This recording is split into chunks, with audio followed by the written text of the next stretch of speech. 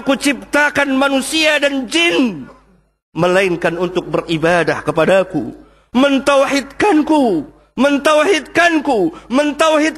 mengesahkan Allah. Tidak ada yang kita ibadati kecuali Rabbul Arsyil Azim, Rabb yang memiliki arsy yang sangat agung. Mereka tolak kalimat thayyibah. Mereka tolak kalimat thayyibah, la ilaha illallah. Miliaran manusia di dunia ini menolak kalimat thayyibah ini. Mereka sembah patung-patung yang dibuat oleh tangan-tangan mereka, yang tidak bisa berbicara kepada mereka, yang tidak bisa mendengar mereka, yang tidak bisa memberikan manfaat dan menolak mudarat. Alangkah hinanya manusia. Sadaqallah. Benarlah Allah ketika Allah berfirman, ulaika kal an'am bal hum adall. Mereka itu seperti binatang ternak, bahkan lebih sesat lagi. Siapa yang membawa kalimat thayyibah? Al-anbiya wal mursalin. Para nabi dan rasul diutus oleh Allah untuk mengajarkan manusia bagaimana cara beribadah kepada Allah tabaraka wa ta'ala, satu persatu. Kata Allah subhanahu wa ta'ala dalam Al-Quran, وَلَقَدْ بَعَثْنَا فِي كُلِّ أُمَّةٍ رَسُولًا أَنِ اعْبُدُوا اللَّهَ وَاجْتَنِبُوا الطَّاغُوتَ. Dan sesungguhnya kami telah utus kepada setiap umat seorang rasul.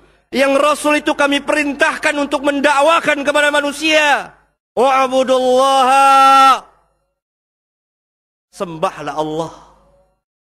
Seluruh dakwah para nabi dan rasul, wa'budullaha wajtanibut tagut, dan tinggalkan segala sesembahan selain dari Allah. Seluruh para nabi dan rasul yang diakhiri dengan kenabian nabi kita yang mulia Muhammad alaihi wassalatu wassalam. Bahkan Allah seru kepada seluruh umat manusia, ya ayyuhan nasu ubudu rabbakumul ladzi khalaqakum wal ladzina min qablikum la'allakum tattaqun. Wahai manusia, beribadahlah kepada Rabbmu yang telah menciptakan kamu dan menciptakan orang-orang yang sebelum kamu, la'allakum tattaqun. Orang-orang kufar menolak kalimat thayyibah. Mereka juga menolak, mendustakan, mendurhakai para nabi dan rasul yang membawa kalimat thayyibah demi kemaslahatan umat manusia. Oleh karena itu orang-orang kufar dahulu diingatkan oleh Allah, innahum kanu idza qila la ilaha illallah yastakbirun wa yaqulun, dan mereka berkata, a inna latariku alihatina li syairin majnun. Mereka berkata, patutkah kami tinggalkan Tuhan-Tuhan kami demi seorang penyair yang gila? Mereka mengatakan kepada nabi kita yang mulia, beliau gila. Padahal Allah subhanahu wa ta'ala telah tegaskan bahwa beliau bukan gila. Beliau bukan seorang majnun. Beliau adalah nabi dan rasul yang Allah utus untuk seluruh umat manusia. Wa ma arsalnaka illa kafatan linnas. Kami tidak utus engkau melainkan untuk seluruh umat manusia. Dan beliau membawa rahmat bagi sekalian alam. Wa ma arsalnaka illa rahmatan lil alamin.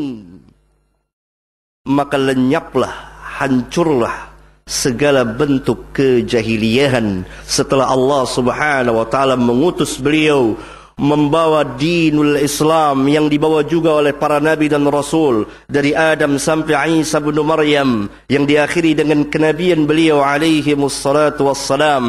Islam yang kamil, Islam yang sempurna, Islam yang mengatur hidup dan kehidupan manusia. Dunia mereka diatur, akhirat mereka diatur, sampai buang hajat pun diatur oleh Islam. Apa yang ditinggalkan oleh Islam? Wahai kaum muslimin, katakan kepada saya, apa yang ditinggalkan oleh Islam? Islam mengatur segala sesuatu.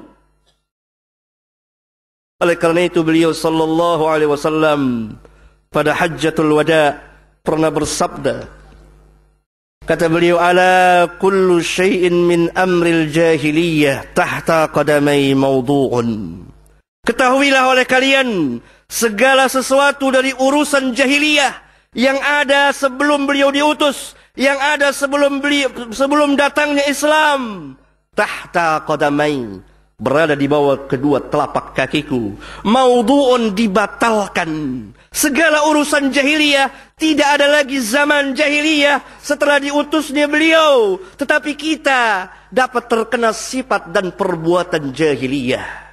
Segala yang bertentangan dengan hukum Allah, segala yang bertentangan dengan syariat Rabbul Alamin, segala yang bertentangan dengan sunnah Nabi kita yang mulia sallallahu alaihi wasallam adalah min amril jahiliyah. Tapi kegelapan jahiliyah secara menyeluruh telah padam, telah hancur, berada di bawah telapak kedua kaki beliau sallallahu alaihi wasallam, dibatalkan. Oleh karena apa? Islam memancarkan cahaya yang terang menerang datang untuk kemaslahatan umat manusia. Allah Subhanahu wa taala tegaskan, al-yauma akmaltu lakum dinakum wa atmamtu alaikum ni'mati wa raditu lakumul Islam madina. Pada hari ini aku telah sempurnakan bagimu agamamu, dan aku telah cukupkan nikmatku kepadamu, dan aku redha Islam sebagai agama bagimu. Islam yang mana? Berapa banyak kaum muslimin sekarang kebingungan, keheranan. Apakah saya dapat menjadi wakil Islam untuk menunjukkan kepada umat manusia, lihatlah Islam pada diri saya, lihatlah Islam pada keluarga saya, lihatlah Islam pada masyarakat saya?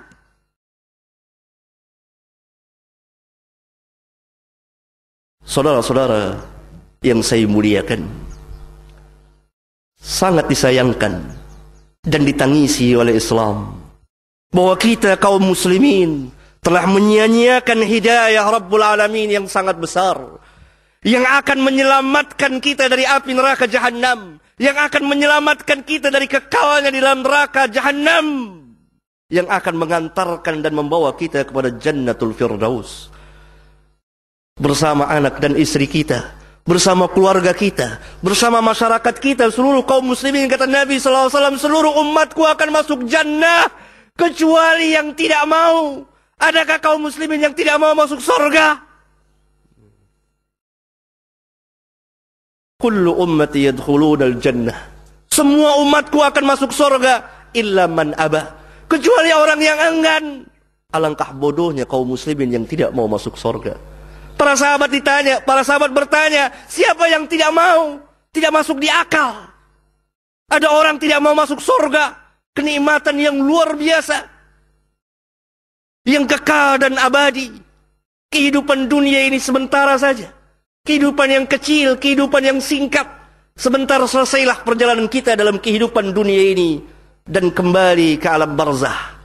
Sejenak kita akan kembali lagi ke alam akhirat pada yaumul qiyamah, hari kebangkitan.